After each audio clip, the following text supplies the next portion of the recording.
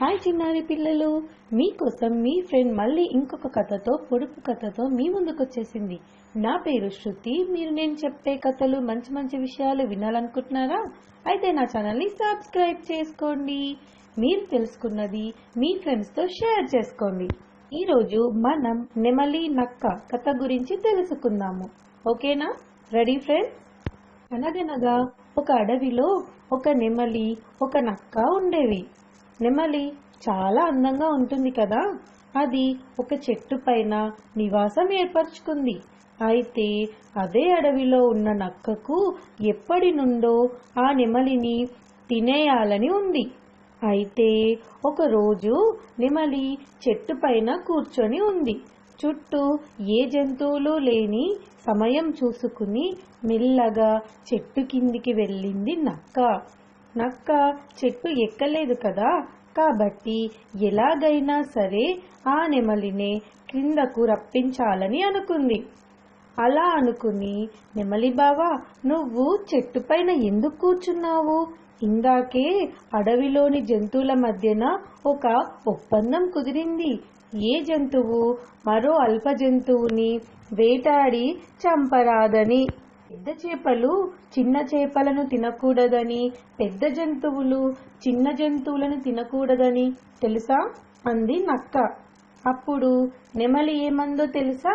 అవునా, అయితే అడవిలోని పులులు, సింహాలు, మొసళ్ళు అన్ని ఆకులను తిని బతుకుతాయంటనా అంది తెలివిగా.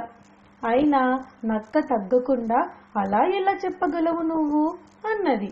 మరి అంతే కదా, జంతువులను చంపి తినకపోతే మిగిలిన గడ్డినే కదా తినాలి అంది నెమలి తెలివిగా. ఆ విషయాన్ని మనమే సింహం దగ్గరికి వెళ్ళి అడుగుదాం పదా అంది నక్క ఇంకొంచెం తెలివిగా. నక్క బుద్ధి తెలిసిన నెమలి అక్కడి వరకు ఎందుకు, అదిగో కొన్ని జంతువులు ఇక్కడికే వస్తున్నాయి, వాటినే అడుగుదాం అంది. ఇక్కడికా? ఈ జంతువులు అని అడిగింది నక్క తడబడుతూ. తోడేళ్లు వస్తున్నాయి అని చెప్పింది నెమలి.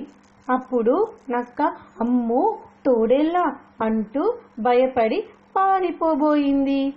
అప్పుడు నెమలి, ఏంటి నక్క మామా, జంతువులు వేటాడవు వెంటాడవు అని చెప్పావు కదా, నువ్వెందుకు పారిపోవాలి అనుకుంటున్నావు అంది నవ్వుతూ.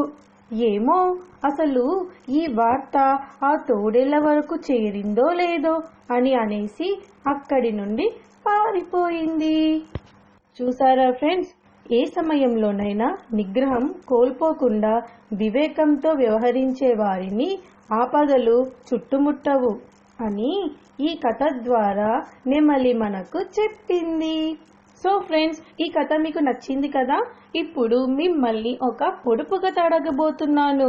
అది ఏంటంటే, కాళ్ళు లేవు కానీ నడుస్తుంది, కళ్ళు లేవు కానీ ఏడుస్తుంది, ఏమిటది? ఈ పొడుపు కథకి ఆన్సర్ మీకు తెలిస్తే కింద కామెంట్ బాక్స్లో ఆన్సర్ పెట్టండి. లాస్ట్ టైం అడిగిన పొడుపు కథకి ఆన్సర్ ఏంటో చెప్పేస్తున్నా. ఆన్సర్ ఏంటంటే నీడ.